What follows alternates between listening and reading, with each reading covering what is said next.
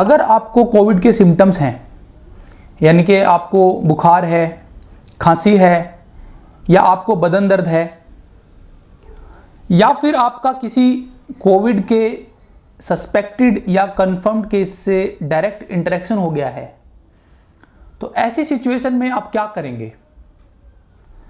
दोस्तों, आपके पास ऐसी सिचुएशन में दो ऑप्शंस हैं। सबसे पहला ऑप्शन है कि आप हेल्पलाइन नंबर पे कॉल कर सकते हैं। हर स्टेट की या नेशनल लेवल पे बहुत सारे हेल्पलाइन नंबर हैं जहां पे आप फ़ोन कर सकते हैं। दूसरा ऑप्शन है कि आप आपके आसपास के हॉस्पिटल के फीवर या फ्लू ओपीडी में जाके दिखा सकते हैं। हर हॉस्पिटल में एक सेक्शन बनाया गया है जहां पे फीवर या फ्लू ओपीडी चलती है, तो आप अपने आसपास के गवर्नमेंट या प्राइवेट हॉस्पिटल में जाके फ्लू या फीवर ओपीडी में दिखा सकते हैं। तो जैसे ही आप वहां जाएंगे तो आपको बोला जाएगा सस्पेक्ट ऑफ कोविड-19, यानी कि आप सस्पेक्टेड केस हैं कोविड-19 के। तो ऐसे में डॉक्टर आपकी हिस्ट्री लेगा, आपका एग्जामिनेशन करेगा और अगर आपको ज़रूरत है तो आपका कोविड-19 के लिए टेस्ट किया जाएगा। तो ऐसे में जब तक आपके टेस्ट की रिपोर्ट नहीं आती है तब तक आप कोविड-19 के सस्पेक्टेड केस होते हैं। तो आपको क्वारंटाइन किया जाएगा, आपको होम क्वारंटाइन भी किया जा सकता है, आपको हॉस्पिटल में भी क्वारंटाइन किया जा सकता है। आपको क्वारंटाइन करने के 3 मेन कारण होते हैं। सबसे पहला होता है सेपरेशन, यानी कि आपको आपकी फैमिली से और सोसाइटी से सेपरेट कर दिया जाएगा, आपको अलग रखा जाएगा, आपकी एक्टिविटीज़ को बंद कर दिया जाएगा, ताकि आपको अगर इन्फेक्शन हुआ है तो ये इन्फेक्शन आपसे, आपकी फैमिली को या सोसाइटी में किसी और को ना फैले। दूसरा इसका पर्पज होता है मॉनिटरिंग, यानी कि आपको मॉनिटर किया जाएगा कि आपको कोविड-19 के सिम्टम्स तो नहीं आ रहे। अगर आ रहे हैं तो वो सिम्टम्स जो हैं वर्स तो नहीं हो रहे हैं, बिगड़ तो नहीं रहे हैं सिम्टम। तो तीसरा इसका कारण है सेपरेशन, यानी कि आपको जितने भी कोविड के केसेस हैं, सस्पेक्टेड हैं या कंफर्म्ड हैं, उनमें सेग्रीगेट किया जाएगा कि आपको जो सिम्टम्स हैं वो माइल्ड हैं, मॉडरेट हैं, सीवियर हैं, उसके अनुसार ही आपका ट्रीटमेंट, आपका इलाज किया जाएगा। तो अगर आपके टेस्ट की रिपोर्ट कोविड पॉजिटिव आती है, यानी कि आप कंफर्म केस हो जाते हैं कोविड-19 के, तो आपको कुछ कैटेगरीज में डिवाइड किया जाएगा कि आपके सिम्टम्स की वेरी माइल्ड हैं, मॉडरेट हैं या सीवियर हैं। उसके अकॉर्डिंग ही आपका ट्रीटमेंट प्लान किया जाएगा। आपको वेरी माइल्ड या माइल्ड बोला जाएगा अगर आपको फीवर है या फिर इन्फ्लुएंजा लाइक सिम्टम्स हैं, जैसे कि आपको फीवर है, ठंडी लग रही है, बदन दर्द हो रहा है, खांसी है आपको, तो आपको वेरी माइल्ड या माइल्ड केसेस में बोला जाएगा। इसके अलावा आपको कोई और तकलीफ नहीं है। तो ऐसे सिचुएशन में गवर्नमेंट ने 3 सेंटर्स बनाए हैं, तो आपको कोविड केयर सेंटर में भेजा जाएगा। कोविड केयर सेंटर क्या होते हैं हम आगे डिस्कस करेंगे। अगर आपको ये सारे सिम्टम होने के साथ साथ आपका रेस्पिरेटरी रेट, यानी कि 1 मिनट में आप कितनी बार सांस लेते हो, वो 15 से 30 के बीच में है, और आपका SpO2 यानी कि ब्लड में ऑक्सीजन का सैचुरेशन 90 से 94 के बीच में है, तो आपको मॉडरेट केसेस में डिवाइड किया जाएगा। ऐसे पेशेंट्स को डेडिकेटेड कोविड हेल्थ सेंटर्स में भेजा जाएगा।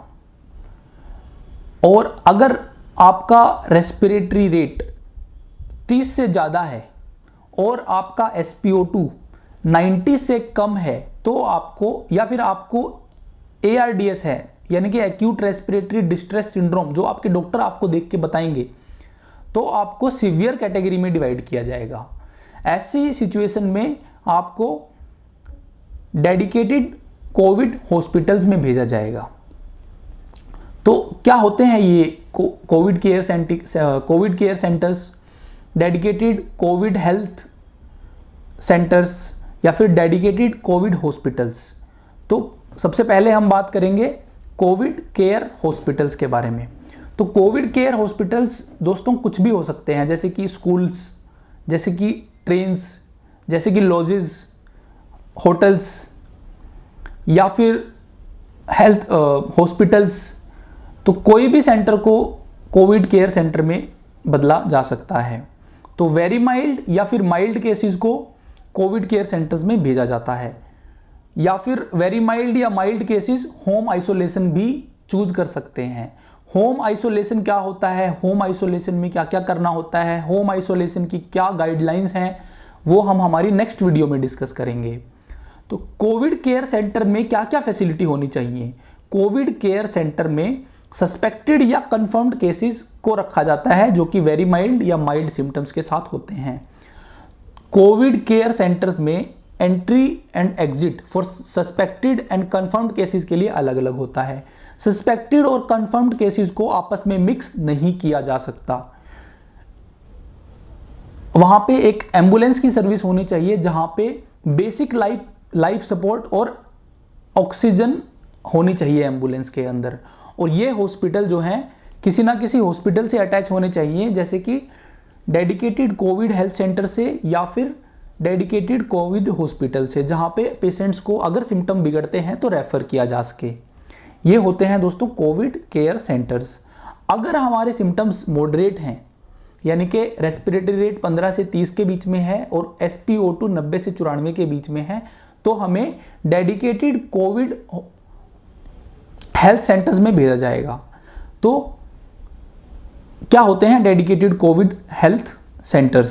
तो ये या तो गवर्नमेंट हॉस्पिटल हो सकते हैं या प्राइवेट हॉस्पिटल हो सकते हैं, या फिर हो सकता है कि गवर्नमेंट या प्राइवेट हॉस्पिटल का एक सेक्शन होता है जिसको Covid dedicated Covid health centres में कन्वर्ट किया गया है।